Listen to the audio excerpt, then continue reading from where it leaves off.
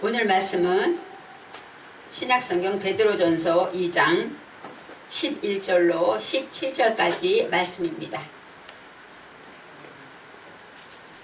2장 11절로 17절입니다. 사랑하는 자들아, 나그네와 행인 같은 너희를 권하노니 영혼을 거스려 싸우는 육체의 정욕을 제어하라. 너희가 이방인 중에서 행실을 선하게 가져 너희를 악행한다고 비방하는 자들로 하여금 너희 선한 일을 보고 권고하시는 날에 하나님께 영광을 돌리게 하려 함이라.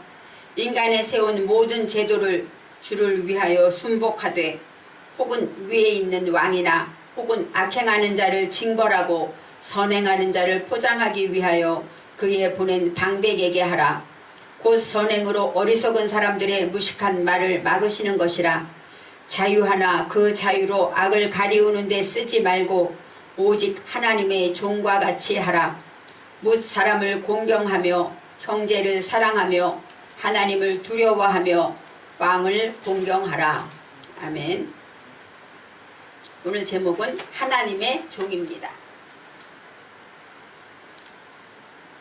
베드로 사도는 성도는 이 땅에 살지만 하나님의 종으로 살아야 한다라고 말하고 있습니다. 하나님의 종이라는 것은 우리가 생각할 때 정말 좋은 단어는 아닙니다. 그렇지만 히브리어 원어에서는 에베드 그리고 아바드라는 동사는 일하다, 봉사하다, 또 경작하다, 그리고 섬기다, 지키다, 준비하다, 예배하다 이런 여러 가지 뜻이 있습니다. 종에는 그만큼 주를 위해서, 주인을 위해서 섬기고 봉사하며 또 하나님 앞에 예배하는 자도 종이라고 말할 수가 있는 것입니다. 그래서 주의 명령을 지키고 행하며 봉사하며 예배하고 섬기는 자다. 이것이 현재 우리들에게 성도들을 종이라고 말할 수 있는 이유가 되는 것입니다. 그래서 하나님의 종으로 살아라. 주인이 누구입니까? 하나님이라는 거예요. 이 땅에는 살지만 이 땅에 주인이 많이 있죠. 세상에 주인도 있고 왕도 있고 대통령도 있고 우리가 사는 모든 나보다 높은 사람들이 많지만 진정한 우리의 하나님, 우리의 주인은 하나님이다. 이것을 기억하고 살아라 라고 말하고 있습니다. 또 우리는 하나님을 섬기는데 우리는 하나님의 종이기도 하지만 하나님의 자녀입니다. 그래서 하나님을 아버지라 부르고 또 하나님, 예수님은 우리를 친구라고까지 하셨어요. 종이라는 개념에는 이렇게 여러 가지 뜻이 있습니다. 그리고 또 섬긴다, 예배한다는 건 무엇일까요? 믿는다는 뜻이죠. 하나님을 믿는다는 뜻입니다. 저와 여러분이 거룩한 주일에 하나님께 나와 예배를 드리는 것은 우리의 믿음을 표현하는 것이죠. 놀고 싶고 쉬고 싶고 몸도 불편하고 여러 가지로 약속도 있을 수도 있지만 우선해서 하나님께 나와 예배 드린다는 것, 우리의 믿음을 표현하는 것입니다. 찬양하고 예배를 통해서 기도하고 또 예물을 드리고 없는 가운데 11조를 잘라서 하나님께 먼저 드리는 것도 우리의 믿음을 표현하는 것입니다. 그래서 우리는 믿는다라는 것이 정말 하나님을 믿는 것이 무엇일까? 우리는 날마다 하나님을 믿는다고 말합니다. 그렇지만 내가 얼만큼 믿음이 있는가는 문제가 닥칠 때 발견되어지죠. 어려운 문제가 내 앞에 찾아왔을 때 그때 나는 과연 하나님을 믿고 평안한가? 나를 돌아보게 되는 것입니다. 그래서 말로는 우리가 기도할 때 전지전능하신 하나님, 못할 것이 없는 하나님이라고 말하면서도 당장 내 통장에 돈이 마이너스가 되면 하나님 이 통장에 너무나도 어렵습니다. 돈을 좀 주세요. 기도하는데 하늘에서 뚝딱 통장에 돈이 채워지는 게 아니지 않습니까? 그렇기 때문에 하나님께 신뢰하고 끝까지 하나님을 믿는다고 하면서도 과연 하나님이 내 물질을 해결해 주실까 하고 의심하게 되는 것입니다.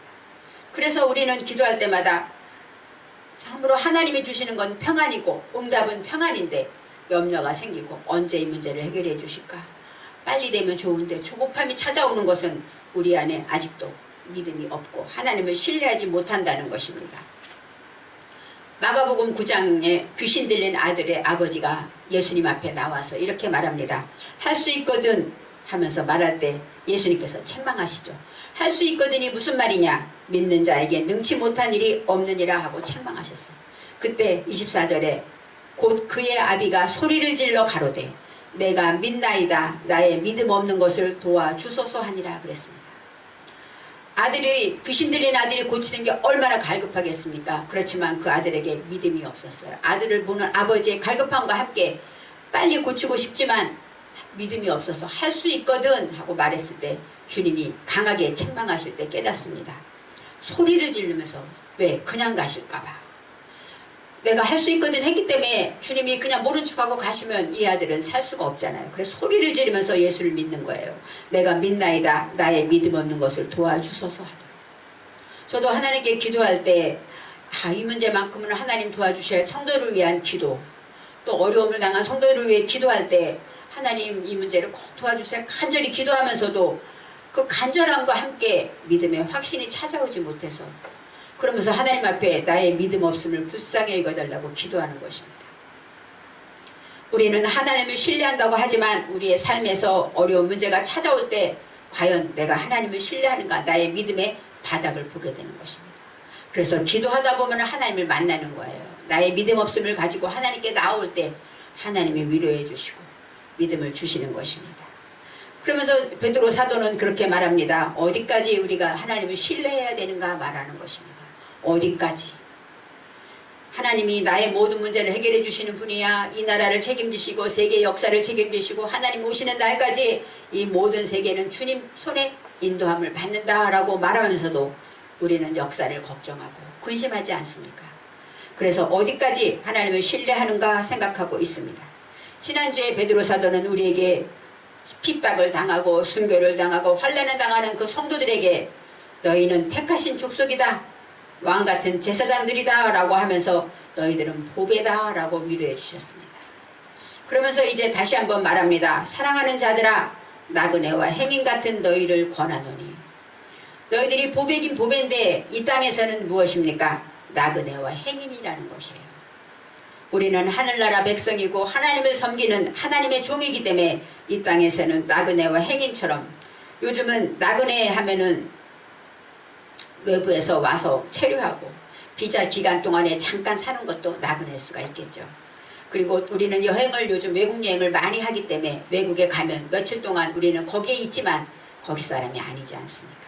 그래서 거기 사람들이 누리는 그 법적 보호도 받지 못하고 기득권도 누리지 못하고 살지 않습니까? 그래서 나그네와 행인이라는 것은 그만큼 이 땅에 살지만 손해보는 것 같고 그렇지만 그래도 참고 이 땅에서 하나님의 종으로 살아라 라고 말하는 의미가 되고 있습니다. 기득권을 버리고 손해를 보면서 살아야 된다는 거예요. 예수를 믿기 때문에 손해보고 살아야 돼요. 왜요? 하늘의 백성이기 때문입니다. 그러면서 너희에게 권하노니 하고 했더니 이 권한다가 어떤 뜻이냐면 자하르란 뜻은 가르치다, 훈계하다 이런 뜻이에요. 권면해서 이렇게 살아봐. 권면하는 게 아닙니다. 강하게 명령하는 거예요. 너희에게 명령한다. 너희는 하나님의 종이지만 이 땅에서는 나그네와 행인이야. 그렇기 때문에 어떻게 살아야 되는가? 영혼을 거스려 싸우는 육체의 정욕을 제어하라 그랬습니다. 하나님의 백성으로 이 땅에 살기 때문에 이 땅에 육신을 입고 살기 때문에 육신의 정욕을 제어하라고 말하고 있습니다. 그래서 우리는 생각할 때 로마서 8장 13절에 너희가 육신대로 살면 반드시 죽을 것이요 그랬습니다. 영으로서 몸의 행실을 죽이면 살리니 그랬습니다. 죽으면 바로 살고 살면 죽는다는 거예요. 내 육신대로 살면 사망으로 갈 수밖에 없다고 말합니다. 우리는 이 땅에 살면서 육신을 입고 살기 때문에 육신과의 싸움을 안 할 수가 없는 거예요. 육신은 쉬고 싶어요. 인정받고 싶어요. 부유하게 자라고 싶고 이생의 자락과 안몽의 정욕 모든 것들이 다 누리고 싶은 게 육신입니다. 더 많은 것 가지고 싶습니다. 더 큰 집에 살고 싶습니다. 그렇지만 육신대로 살면 결국은 사망이라고 말해요. 그렇지만 영을 위해서 몸의 행실을 죽이면 쉬고 싶어도 참고 놀고 싶어도 기도하고 여행 가고 싶어도 예배드리는 것 이거 바로 뭡니까? 육을 죽이는 것입니다. 영을 위해서 나의 육의 행실을 죽이면 영원한 생명을 얻는다라고 사도 바울은 말하고 있습니다. 갈라디아서 5장 17절엔 이렇게 말합니다. 육체의 소욕은 성령을 거스리고 성령의 소욕은 육체를 거스리나니 이 둘이 서로 대적하므로 너희의 원하는 것을 하지 못하게 한다 말했습니다. 육체와 성령은 바로 반대예요. 그렇기 때문에 서로 대적하고 싸우는데, 이 대적하는 것은 서로 공격하는 것입니다. 육체가 우리를 공격해요. 그래서 영이 항상 넘어지는 것입니다. 영이 강하면 육체와 영이 싸울 때 영이 이깁니다. 그래서 항상 육체는 넘어지죠. 그래서 우리가 날마다 믿음으로 굳게 서 있어야 하는 이유는 육체가 우리를 공격해 올 때 우리는 쉽게 넘어지기 때문입니다. 그리고 디모데전서 6장 9절에 돈을 사랑하는 것이 일만하게 뿌리다 그랬습니다. 우리가 육체 안식만 누리는 것이 아니라 내가 돈을 사랑하는 것도 육이 가장 기뻐하는 일이라는 거예요. 우리는 다 돈을 사랑하지 않는 사람이 없습니다. 그래서 돈을 사랑하는 것, 사랑하지 않고 어떻게 살아? 돈이 없이 어떻게 살아? 하지만 돈을 하나님보다 더 사랑하게 되면 모든 악의 근원이 거기서 나온다고 말합니다. 육체의 소욕, 말하는 정육체의 정욕은 육신에 하고 싶은 대로 사는 것도 있지만 우리가 이 땅에 살면서 꼭 필요한 것들, 그런 것들을 주를 위해 놓을 수 있어야 된다라고 말하는 것입니다. 그리고 나그네와 행인으로 살기 때문에 사람들이 마음껏 비방합니다. 예수를 믿기 때문에 예수를 믿는 사람이 왜 저래 하고 많이 비방해요. 절에 다니는 사람이 왜 저래 이런 소리는 별로 없죠. 많은 사람들이 예수 믿는데 왜 저렇게 살아? 집사래며 장로래며 이렇게 말하는 것은 그들의 표적이 되고 있습니다. 사도행전 24장 5절 6절에 대제사장과 장로들이 이제 변인들을 통해서 말합니다. 바울에 대해서 이 사람은 연병이라. 연병은 뭐예요? 병을 옮기는 죽을 병이죠. 전염병이죠. 천하에 퍼진 유대인을 다 소욕해 하는 자요 나사렛 이단의 괴수라라고 말했습니다. 연병이라고까지 말한다는 것은 기독교인들을 얼마나 비방하고 있는 것입니까? 그리고 그 당시에 기독교인들을, 그리스도인들을 타키투스라고 불렀대요. 이 타키투스란 뜻은 수치스럽고 간교한 것들을 따르는 사람들에게 붙여진 이름이고, 이 이름은 로마에서 붙여졌다는 것입니다. 로마에서 그리스도인들을 타키투스라고 불렀는데 그것은 완전히 수치하고 간교한 자들, 이런 뜻이 있었고, 유대교인들 안에서 반정부적인 정치 집단으로 오해를 받. 예수님도 그래서 십자가에 못 박히지 않았습니까? 우리가 알지만 예수님은 반정부가 아니었잖아요. 그런데 그렇게 오해를 하고 몰고 가서 예수님을 십자가에 못 박았습니다. 그래서 베드로 사도는 이렇게 말합니다. 너희들이 나그네와 행인이기 때문에 하나님의 종으로 살면 이 땅에서 비방을 받아. 그렇기 때문에 너희는 어떻게 살아야 되는가? 너희의 선한 행실을 가지라 라고 말하고 있는 것입니다. 마태복음 5장 16절에 이같이 너희 행실을 바로 하늘에 계신 아버지께 영광을 돌리게 하라고 말합니다. 착한 행실, 성도의 빛, 너희는 세상의 빛이다 말했을 때 우리가 있으면 바짝바짝 빛난다는 것이 아니라 우리의 착한 행실을 보고 하나님께 영광을 돌린다라고 설명하고 있습니다. 그래서 우리는 정말 하나님 앞에서 믿는 자로 하나님의 종으로 살기 위해서 우리는 나그네와 행인처럼 살지만, 그렇지만 우리는 어떻게 살아야 합니까? 저들이 우리를 비방하는 건 당연한데 오히려 피와 살을 먹는다는 소문을 오해해갖고 식인종이라고 말하지 않았습니까? 그렇게 큰 오해가 있지 않았습니까? 그렇지만 그것을 변론하고 따지고 그런 그리스도인은 없었습니다. 그래서 오늘 말씀처럼 인간의 세운 모든 제도를 주를 위하여 순복하라 라고 말하고 있습니다. 그러면서 위에 있는 왕까지 순복하라고 말합니다. 그 시대에 그들은 핍박을 받았고 많은 사람이 순교를 당하고 많은 사람이 톱으로 켜고 칼로 베이고 또 기둥에 기름을 켜서 기둥으로 태워 죽이는 그런 너무나도 큰 어려움이 많았는데, 그런데도 베드로 사도는 왕에게 순종하라고 말합니다. 여기서 순복하다가 카나입니다. 이 카나라는 히브리어 원어는 복종하다, 항복하다, 엎드리다. 따지고 그런 것이 무조건 굴복하라는 것입니다. 얼마나 억울할까요? 그렇지만 그 많은 사람이 순교할 때 그 많은 사람들 중에서 왕에게 대적하고 피켓을 들거나 아니면 서신을 올리거나 한 일이 없었습니다. 그리스도인들은 이것이 끝까지 하나님을 신뢰하는 것이었어요. 우리가 죽는 자리에까지 가는 것도 하나님이 하신 일이다라고 믿었기 때문에 순복했다고 말하고 있습니다. 그래서 여기서 말하는 모든 제도라는 것, 모든 제도가 파카드입니다. 이 파카드라는 건 방문하다라는 뜻과 같아요. 그리고 지휘하고 감독하다, 법, 이런 그들에게 있는 억울한 법, 노예들에게는 얼마나 법들이 억울하겠습니까? 정말 우리에게 너무나도 억울한 법들이 많지만 그것을 주를 위하여 순복하라는 거예요. 주를 위하여 굴복하고 주를 위해서 항복하고 무릎을 꿇으라고 말하고 있습니다. 하나님의 종으로 살기 때문에 이 땅에서 나는 하나님의 종인데 너희가 감히 하지 말고 이 땅에서 이제 주를 위해서 주님의 뜻을 위해서 주님의 복음을 위해서 끝까지 엎드리고 겸손하게 순복하라고 말하고 있습니다. 이 모든 제도는 피조를 하나님이 세웠다고 믿기 때문이에요. 왕도 하나님이 세웠다고 믿기 때문이고 황제도 하나님이 세웠다고 믿기 때문에 거기에 순종하고 굴복하라고 성경은 말씀하고 있습니다. 그래서 디도서 3장 1절에 너희는 저희로 하여금 정사와 권세 잡은 자들에게 복종하여 순종하며 모든 선한 일 행하기를 예비하게 하라.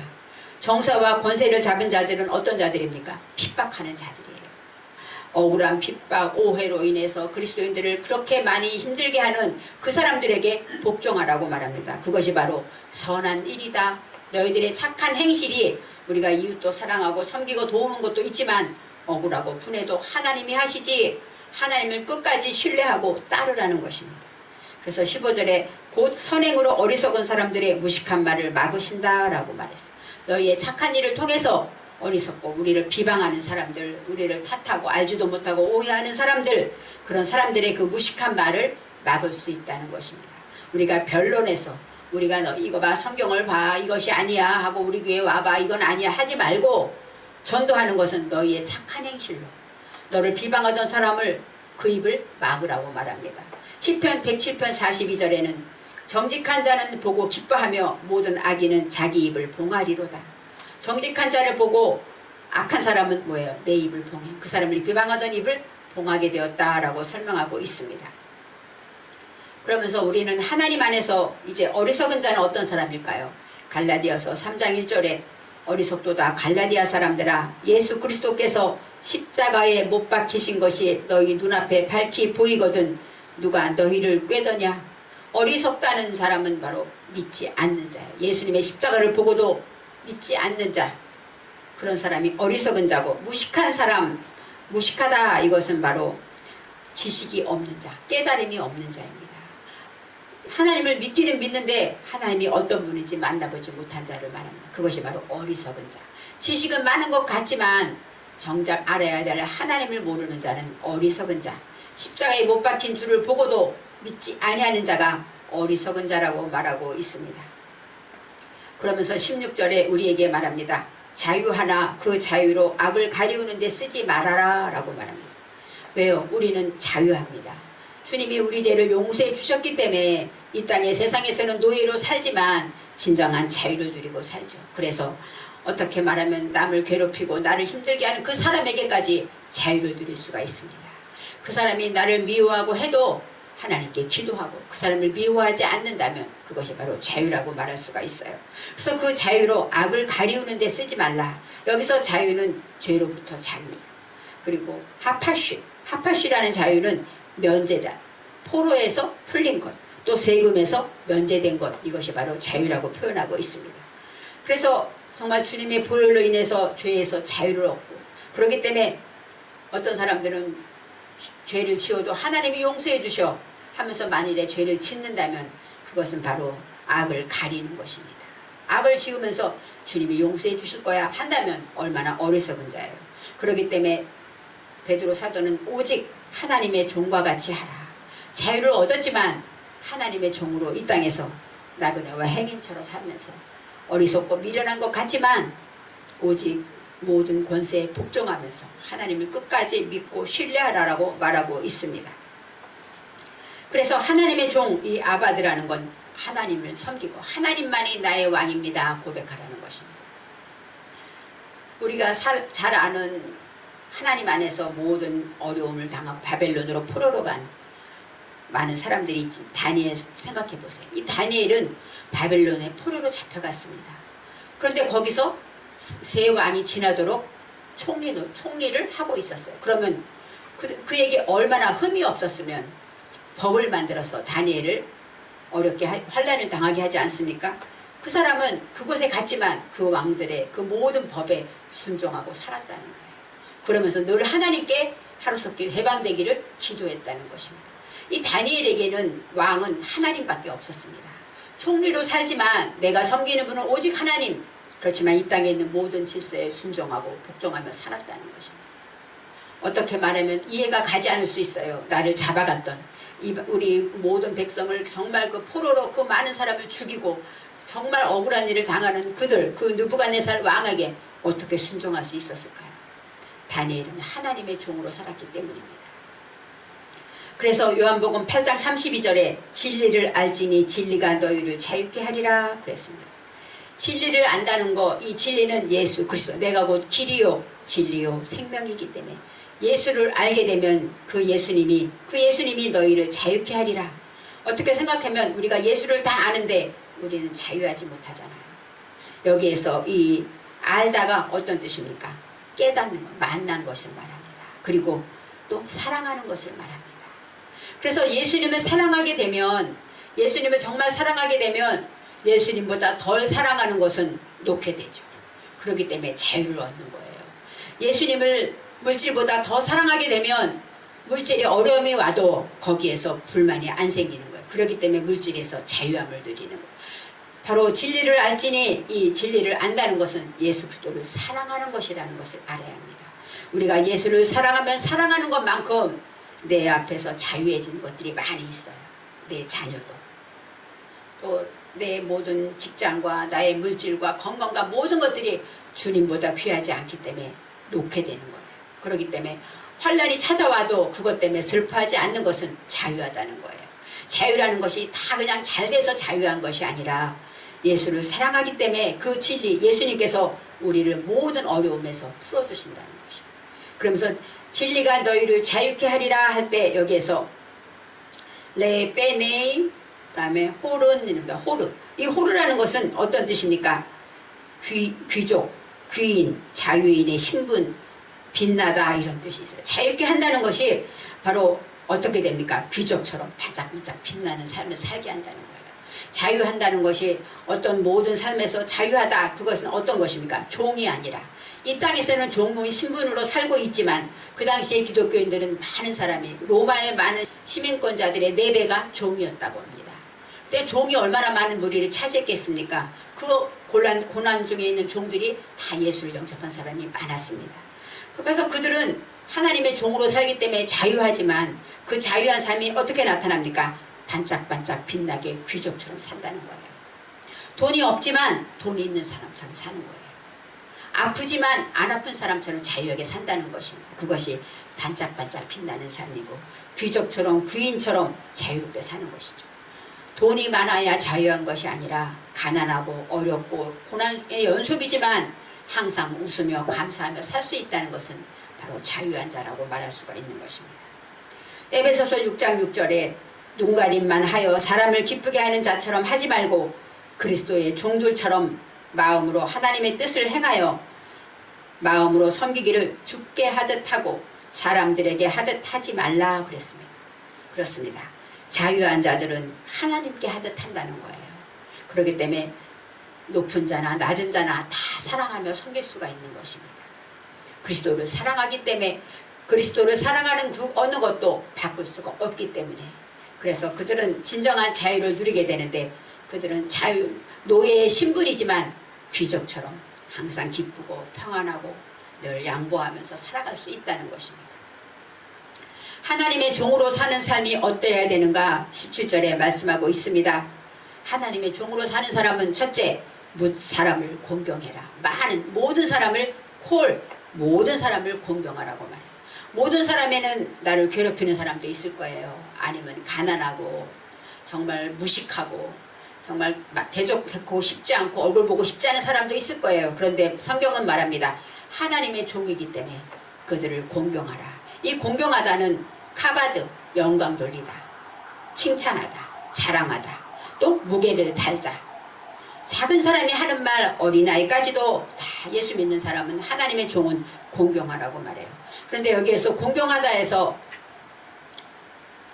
라스란 단어가 나옵니다. 이 모든 거에서 나하그란 단어는 어떤 뜻이냐면 자신을 재촉하다. 그렇습니다. 모든 사람을 공경하고 사랑하기 쉽지 않아요.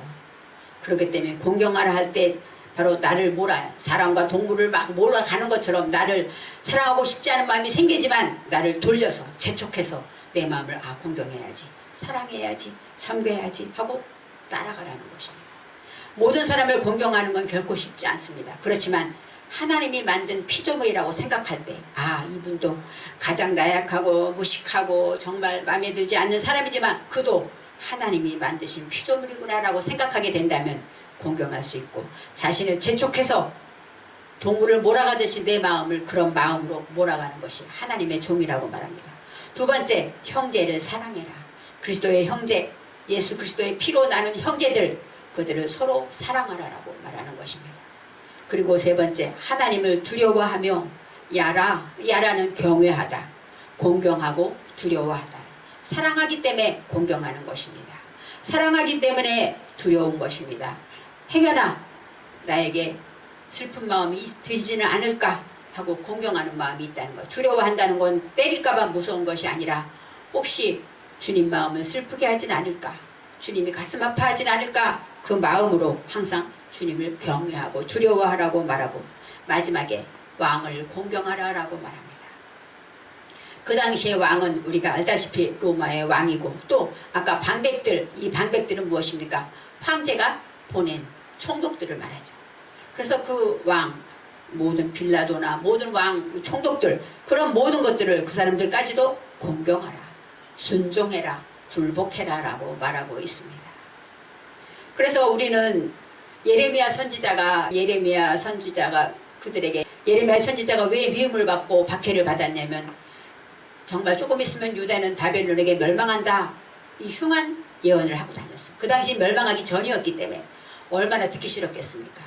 그래서 가두고 물덩이에 가두고 그렇게 많은 고통을 줬는데, 끝까지 말하면서 마지막에 뭐라고 말하냐면, 너희들이 바벨론으로 잡혀가면 그곳에서 왕에게 순종하고 자식을 낳고 결혼하고 또 농사를 짓고 평안히 살아라. 그래야 너가 평안하다. 그렇지만 70년이 되면 하나님이 포로를 해방시켜 주실 것이다. 하나님을 신뢰한다면 바벨론에 잡혀가서 슬퍼하고 근심하고 이렇게 살면 뭐해야 하고 결혼도 안 하고 살 것이 아니라, 하나님을 신뢰한다면 어디에 가든지 하나님이 하실 것을 믿고 그 포로된 땅에서 결혼하고 행복하게 농사도 짓고 그 명령의 세금도 잘 바치면서 그렇게 살아야 된다고 말할 때, 많은 사람들이 예레미야를 어떻게 이해했겠습니까? 아니, 포로로 잡혀갔는데 그렇게 산다는 게 매국노도 아니고. 그렇기 때문에 예레미야는 참을 어려움을 겪었지만 그 이면에는 뭐예요? 끝까지 하나님을 신뢰하는 것입니다. 제가 제일 처음에 말할 때 하나님을 어디까지 신뢰하는가 라고 말했을 때, 예레미야는 포로로 끌려간 곳에서도 하나님이 하실 때까지 행복하고 편안하게 살아라, 끝까지 하나님을 신뢰하라고 말하는 것입니다.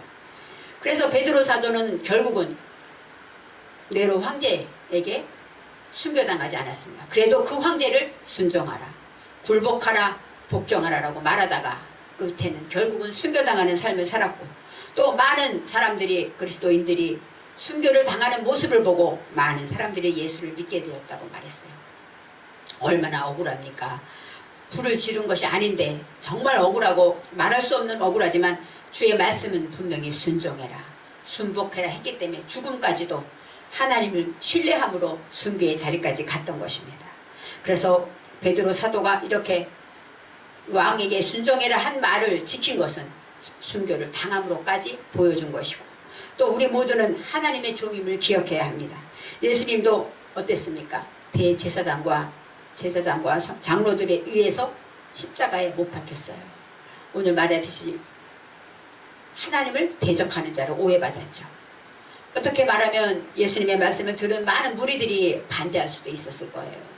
그렇지만 성경에 아무 소리가 없었어요. 예수님은 끝까지 잠잠하게 모든 권세와 모든 왕의 모든 것에 복종하면서 십자가에 돌아가신 것입니다. 끝까지 하나님을 신뢰해야 합니다. 예수님이 십자가에 죽으시기까지 하나님을 신뢰한 것처럼 우리도 하나님의 종으로 이 땅에 살기 때문에 무사람을 공경하고 형제를 사랑하며 하나님을 두려워하며 또 왕을 공경하고 내 주위에 나를 다스리는 자들, 그런 사람들에게 순종하고, 억울한 것 같고 뜻이 맞는 것 같지 않지만 그래도 참으라. 왜요? 하나님을 신뢰하기 때문에 하나님이 하실 것을 믿으라라고 말하는 것입니다. 그래서 우리는 하나님을 신뢰한다는 것 어디까지 하는가? 돈 문제, 우리는 신뢰하는 것 같지만 걱정을 놓지 못합니다. 또 정치, 우리나라 정치가 이렇게 왜 이래 걱정하고 근심하죠.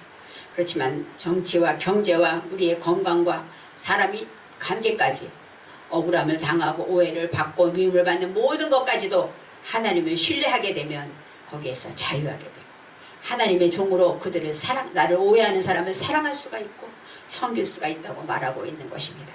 그래서 우리는 하나님의 종이기 때문에 끝까지 하나님을 신뢰하면서 이웃을 사랑하고 형제를 사랑하며 하나님을 두려워하며 모든 정사와 권세의 모든 것들에게 순종하고 복종하게 될 때 하나님이 우리를 위해서 행하심을 보게 될 것입니다. 기도하겠습니다. 하나님 감사합니다. 우리가 어려움을 당할 때도 많이 있습니다. 그럴 때마다 하나님 앞에 복종하고 순종하지 못하고 안타까워할 때가 많이 있습니다. 하나님 우리가 끝까지 나의 삶을 천국으로 인도하시를 나의 삶을 온전히 신뢰하면서 나라와 민족을 주께 맡기고 끝까지 감사하는 하나님의 종으로 살게 하여 주옵소서. 감사드리며 예수님의 이름으로 기도합니다. 아멘.